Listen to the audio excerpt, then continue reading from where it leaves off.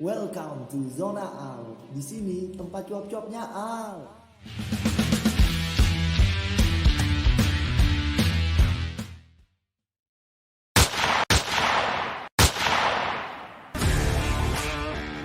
Awas, channel ini berbahaya bagi kalian yang tidak suka dengan Al.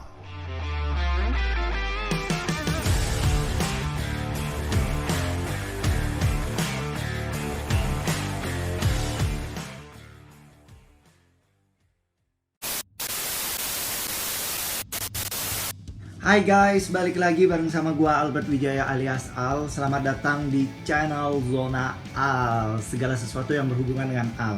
Kali ini di konten Asoy di Sport, analisa sotoy disabilitas sport, dimana kita akan sama-sama membahas atau aku akan menganalisa secara sotoy karena aku disabilitas. Jadi aku akan menganalisa secara sotoy gimana peluang Indonesia di perebutan Piala Thomas tahun ini.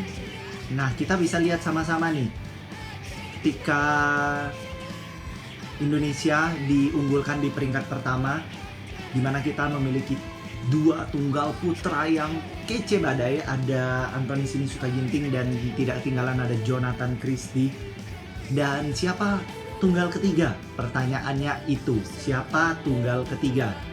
Mungkin aku rasa akan dipilih oleh pelatih tunggal di Platnas sendiri, akan memilih Sisarhiren Rustavito. Namun siapa tunggal keempat? Nah, ini kan jadi pertanyaan. Kalau dulu Indonesia memiliki F4, di mana ada Anthony Sinisuka Ginting, Jonathan Christie, ada Iksan Maulana Mustafa, dan ada Firman Abdul Khalid. Tapi sekarang siapa tunggal keempat kita? Itu jadi pertanyaan. Apakah Cico atau mungkin akan mengambil dari Platnas Pratama mungkin, atau siapa gitu kan? Itu jadi pertanyaan juga di tunggal keempat. Kemungkinan besar sih Cico ya, kalau menurut analisa sotoiku. Nah, sekarang kita bisa lihat kembali di ganda.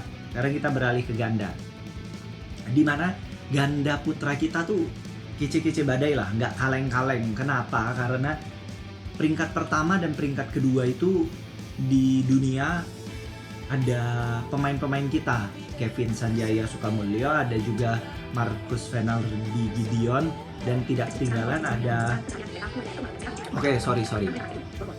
ada juga yang kedua itu tuh ada Hendra Setiawan dan Muhammad Aksan di ranking kedua saat ini saat aku sedang buat video ini. Nah, tapi kan kita bertanya-tanya ya, ketika kegagalan di Olimpiade sendiri itu, apakah Kevin Gideon akan dipecah atau akan dipisahkan atau gimana? Itu pertanyaan pertama yang harus kita jawab, atau mungkin menjadi pertanyaan di benak para badminton lovers. Nah, bukan cuma itu. Kalau memang Kevin Gideon dipecah, siapakah yang akan dipasangkan? Itu juga jadi pertanyaan yang menggelitik banget gitu kan. Sampai sekarang belum ada press release resmi dari PBSI maupun juga dari Harry IP sendiri sebagai pelatih. Coach Harry IP sendiri belum ada informasi bahwa apakah Kevin Gideon itu tuh akan dipecah, dan kalau dipecah atau kalau dipisah, siapa yang akan bersama Kevin dan siapa yang akan bersama Gideon. Nah, itu juga jadi pertanyaan.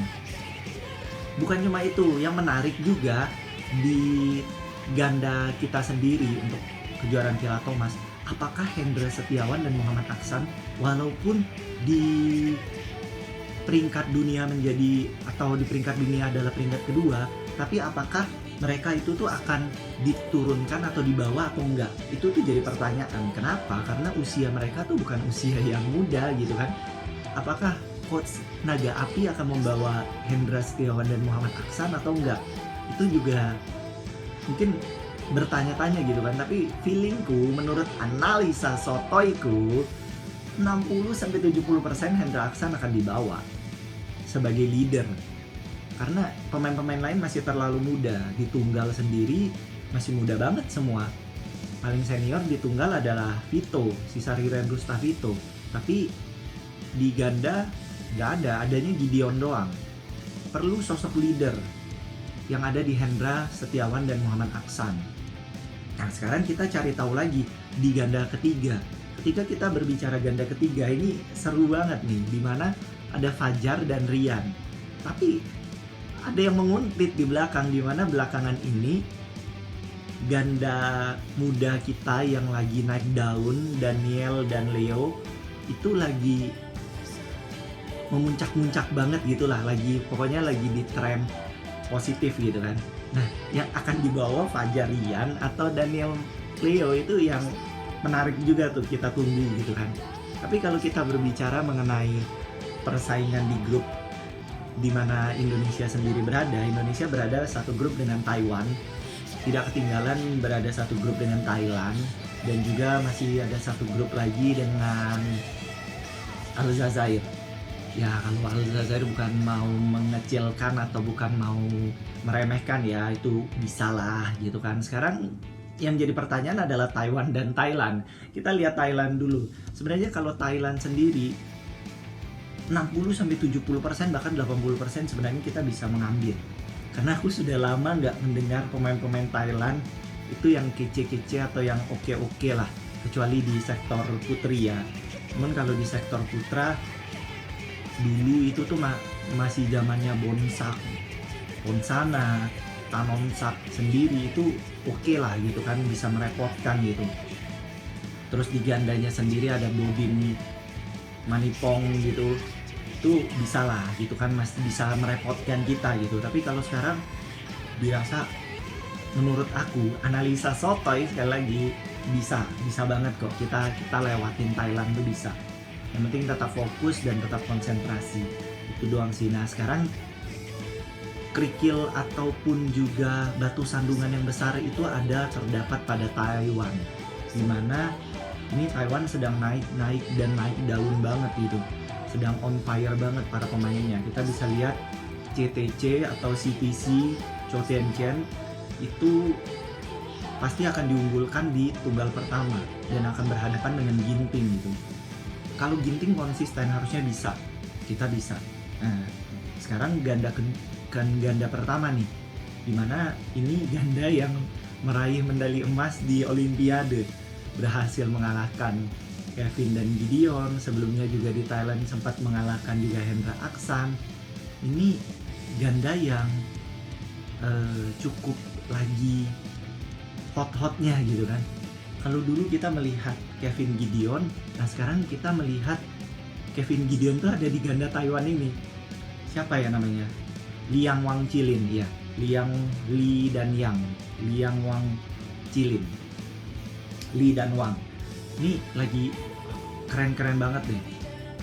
Nah makanya tadi kan aku sempat bilang bahwa siapa ganda kita? Apakah kita akan tetap turunkan Kevin Gideon atau akan ada perombakan yang akan dilakukan oleh coach seri IP sendiri? Itu yang jadi pertanyaan, karena ketika berhadapan dengan Taiwan berhadapan dengan Taiwan, kalau kita melihat andai kata aja misalkan Ginting kalah menghadapi Chou Tien-chen, itu bakalan sebuah kerugian atau sebuah ketakutan yang luar biasa banget, manakala ganda pertama mereka Liang dan Wang Chilin ini akan berhadapan dengan Kevin Gideon ataupun Hendra Aksan, di mana rekor mereka belakangan ini kalah semua. Apa yang harus dilakukan, itu yang harus dicari jalan keluarnya menjelang keberangkatan atau menjelang perhelatan Piala Thomas ini sendiri. Dan yang terakhir kita bisa lihat, menurut aku Jonathan Christie ini juga tricky banget nih menghadapi tunggal kedua dari Taiwan sendiri. Walaupun gak sebagus Chou Tien-chen ya, tapi ketika Jonathan menghadapi tunggal kedua dari Taiwan ini, itu sangat merepotkan banget, dan Jonathan tuh sering banget kesandung di hal-hal seperti ini. Ini yang harus diwaspadai oleh Jonathan Christie sendiri, oleh Jojo. Nah kalau untuk ganda kedua, untuk tunggal ketiga itu bisa lah. Sekarang tuh tinggal 3 partai di pertama ini doang yang menjadi ketakutan atau menjadi sebuah batu sandungan untuk Indonesia bisa lolos atau enggak. Karena pasti Thailand ataupun Aljazair bisa kita hadapi, bisa kita lewati. Itu analisa sotoy dari aku. Nah, tetap pantengin Zona Al, segala sesuatu yang berhubungan dengan Al. Terutama kali ini kita ada di konten Asoy di Sport, analisa sotoy disabilitas sport. Jadi tungguin aja terus episode berikutnya. Aku akan bahas apa, bisa aja bahas Uber atau bahas bola. Tetap tungguin analisa sotoy dari aku. Jadi Albert Wijaya alias Al akan pamit. Sampai jumpa, jangan lupa like, subscribe, and comment. Bye.